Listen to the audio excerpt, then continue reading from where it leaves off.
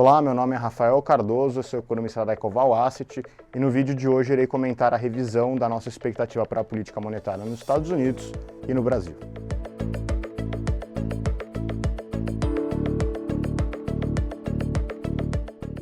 No vídeo do mês passado, comentamos que o nível de incerteza em torno do cenário macroeconômico global tinha se elevado e que havia desconfiança de que a queda da taxa de juros na economia norte-americana estava mais longe do que o imaginado anteriormente.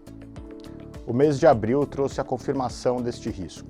Tanto os indicadores econômicos, como os dados do mercado de trabalho e de inflação, quanto a sinalização dos diretores do Banco Central norte-americano, sugerem que a queda da taxa de juros que havia sido sinalizada para meados do ano foi postergada. Neste contexto, nós revisamos a nossa expectativa e atualmente acreditamos que o início da redução na taxa de juros por lá deva acontecer somente no quarto trimestre desse ano, após sinais mais claros da desaceleração econômica e que a inflação segue em direção à meta. Também vale ressaltar que, caso a desaceleração econômica continue sendo mais modesta do que a sugerida pela carga de juros já realizada, haverá maiores questionamentos em torno do patamar de longo prazo da taxa de juros e do próprio ritmo tendencial do crescimento econômico. Ambos, eventualmente, podem ser revistos para cima.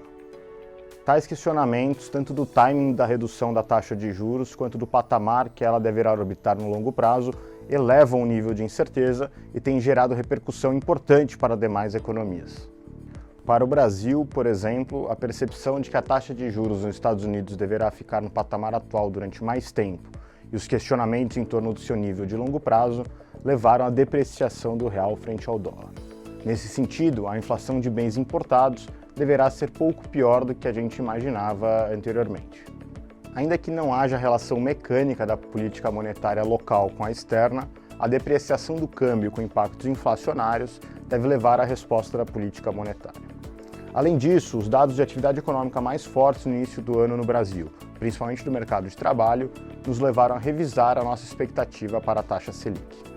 Atualmente, esperamos que a taxa Selic atinja 9,75% ao final do ano e 8,25% ao final de 2025, frente à nossa expectativa anterior de 9% e 8%, respectivamente.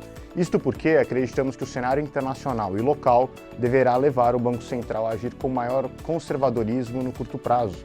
Entretanto, o início da flexibilização por parte do Banco Central norte-americano ao final deste ano resultará em maior espaço para cortes da taxa Selic em 2025. Esta foi mais uma rápida atualização da nossa visão do cenário macroeconômico. Para mais detalhes e informações, acesse a nossa apresentação em PDF aqui no post e nos siga nas redes sociais. Até a próxima!